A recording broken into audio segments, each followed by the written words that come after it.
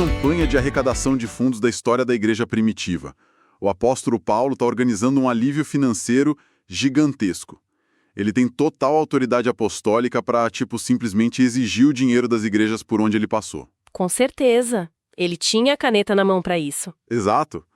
Mas ele se recusa categoricamente a emitir uma ordem direta. É um paradoxo teológico profundo logo de cara. E, bom, no mundo antigo e até no nosso mundo moderno, corporativo, né? Dinheiro em grande volume é arrecadado sempre da mesma forma. Através de poder, de culpa ou, promessas de status para quem doa mais. A famosa placa com o nome do doador na parede. Isso, a lógica transacional. Mas Paulo inverte essa lógica de uma maneira absurda. Ele basicamente afirma que a verdadeira generosidade, ela só nasce quando a graça de Deus colide de frente com a pobreza extrema. O que já quebra as nossas pernas, porque mostra que a generosidade radical não é algo inato ao ser humano. A gente tende a acumular. A gente quer reter. A generosidade precisa ser forjada, ela precisa ser ensinada. E é exatamente isso que a gente vê no nosso mergulho de hoje no capítulo 8 de 2 Coríntios.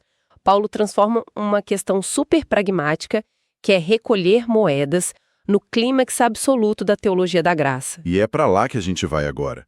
Para dar um panorama rápido, Paulo vinha fazendo uma defesa super intensa do ministério dele nos primeiros 7 capítulos. Uma defesa suada, diga-se de passagem. Muito. E de repente, ele dá um cavalo de pau na carta. No capítulo 8, ele muda o foco para essa coleta para os cristãos judeus em Jerusalém que estavam passando por uma fome terrível. E olha, para quem está acompanhando a nossa análise, é fundamental entender que isso não era só uma vaquinha emergencial de fim de semana, sabe? Não mesmo. Foi um projeto teológico massivo. Durou uns 5 anos. Ele envolveu a Galácia, a Macedônia, a Acaia. A missão do nosso estudo hoje não é dar dicas de finanças para a igreja, mas é entender como Paulo usa a pobreza de uma região e até a encarnação de Cristo para ensinar para uma igreja rica como Corinto, o verdadeiro significado de interdependência. E antes de a gente entrar no texto versículo a versículo, é bom a gente colocar as cartas na mesa sobre quem vai guiar a gente hoje, nossos comentaristas. Boa. Vamos ao DNA deles. A gente tem o Garland, que lê esse texto com uma lente teológico-pastoral fortíssima. Ele vê essa coleta como a grande cartada do Paulo para unir judeus e gentios. Quebrar as barreiras raciais mesmo. Exato. O dinheiro era a prova física de que o evangelho derruba esses muros. Depois a gente tem o Morty Harris, que é um mestre da exegese histórico-gramatical. Aquele cara que vai com o bisturi no texto grego? Isso. Ele disseca cada palavra para mostrar a teologia escondida na gramática.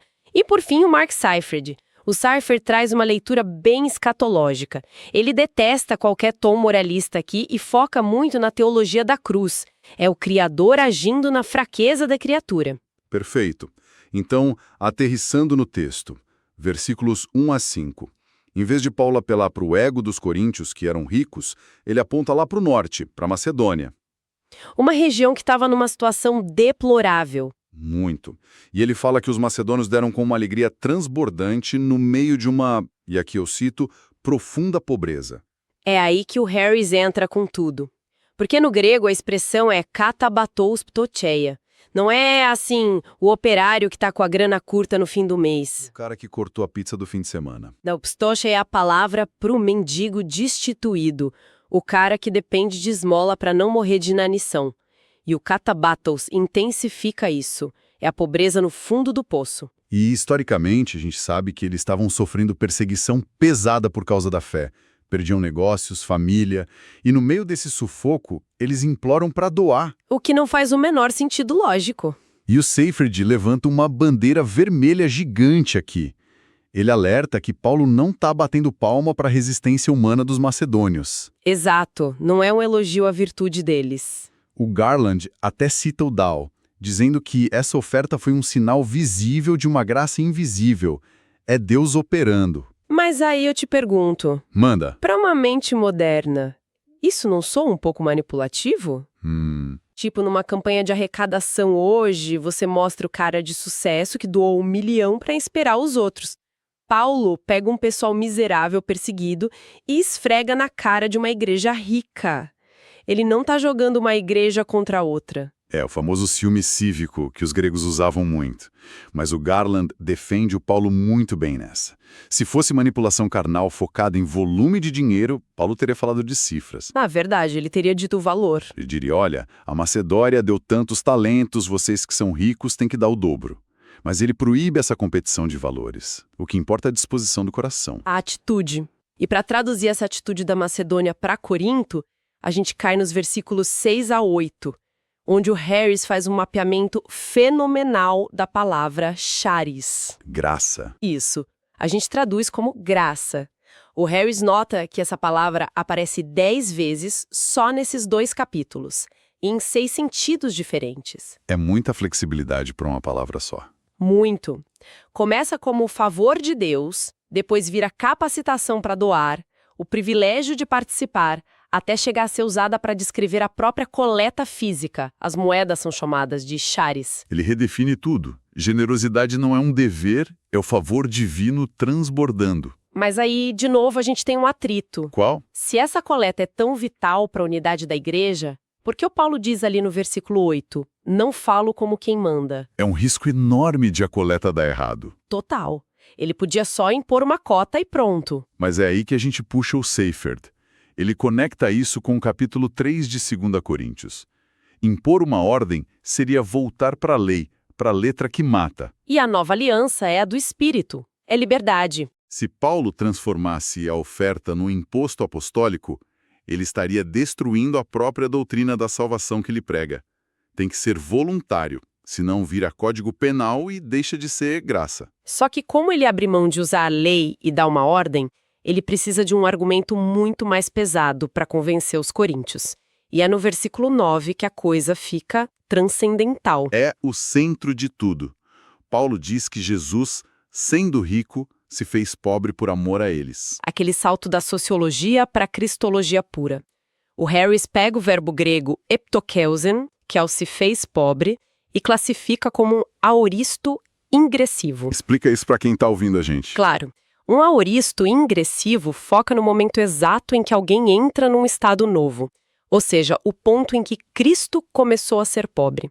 Para ele, isso aponta direto para a encarnação, culminando na cruz. Ele foi despoiado de tudo. Mas o Seifried discorda dessa leitura sequencial, né? E discorda com muita força. Isso cria uma tensão teológica incrível. Sim. O perigo da leitura temporal é achar que Jesus era rico no céu. Aí ele deu um pause nisso. Desceu para a terra, ficou pobre. E depois a ressurreição pegou a riqueza de volta. Exato. Por Seifert, isso está errado. Ele diz que a gramática grega aqui pede um particípio modal, o que significa que a riqueza e a pobreza de Cristo são simultâneas. É uma riqueza que existe dentro da pobreza. Simultaneamente. Dá para pensar numa analogia para isso? Imagina um rei todo-poderoso que decide andar pelas ruas mais pobres do reino dele.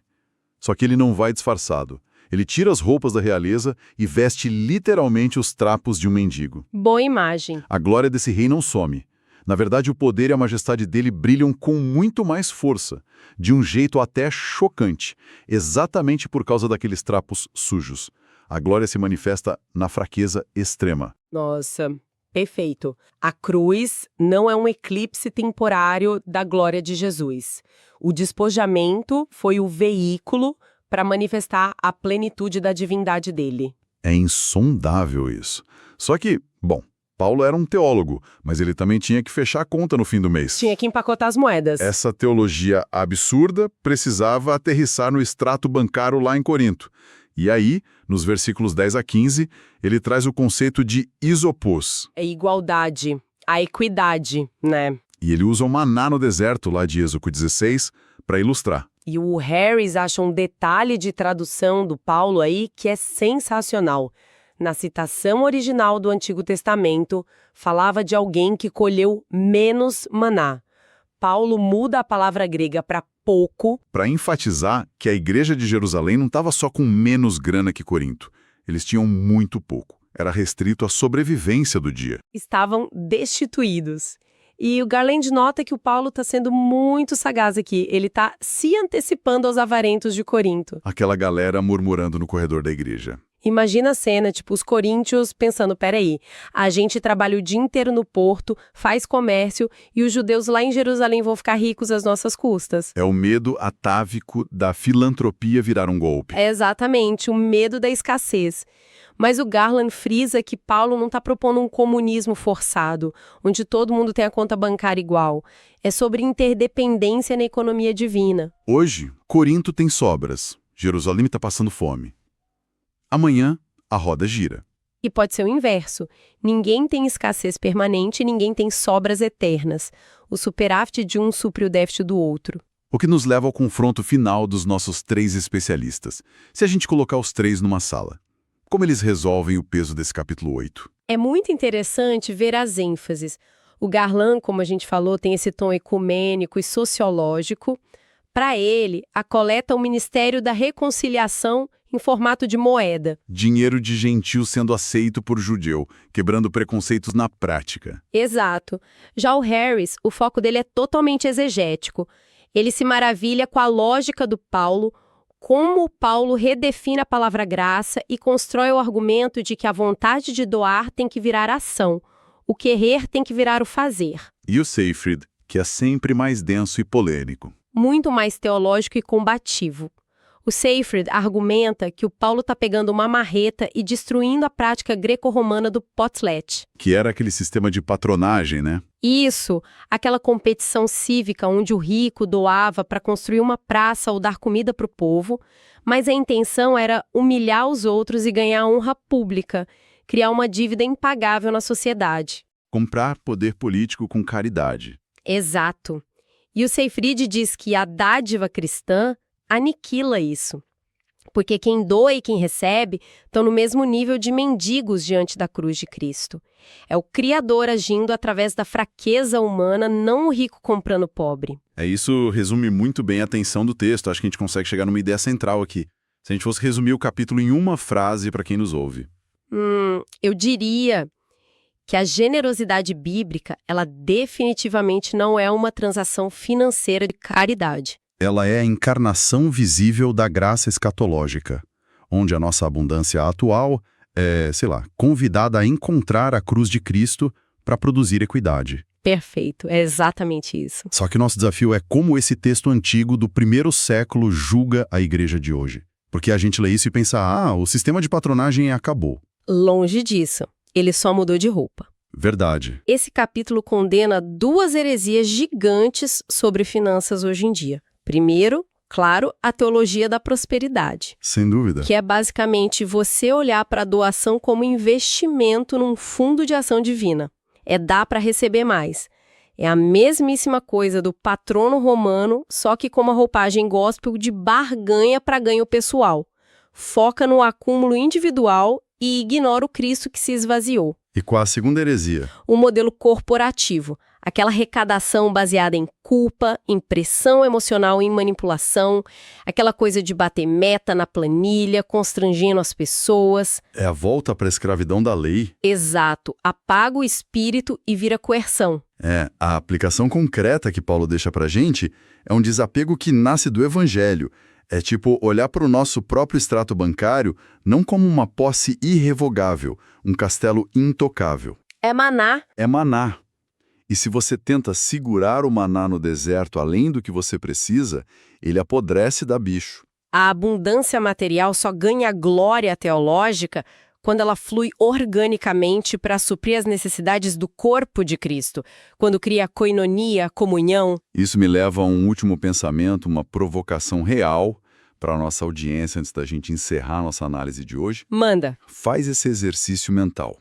Se os extratos da sua conta bancária, as faturas do seu cartão de crédito, fossem lidos em público como documentos teológicos, qual teologia eles estariam confessando? Nossa, essa pega pesada. Pois é, eles pregariam a teologia do medo, da acumulação autossuficiente para se proteger do futuro, ou eles seriam a prova visível daquela graça interdependente que a gente viu hoje? A graça de alguém que foi transformado por um rei que deixou toda a riqueza para abraçar a nossa miséria. Fica o questionamento doloroso, mas muito necessário para o pessoal que acompanha a gente refletir. E no nosso próximo estudo, a gente vai avançar para o capítulo 9 de 2 Coríntios. Porque a coisa não fica só na teoria, né? De jeito nenhum.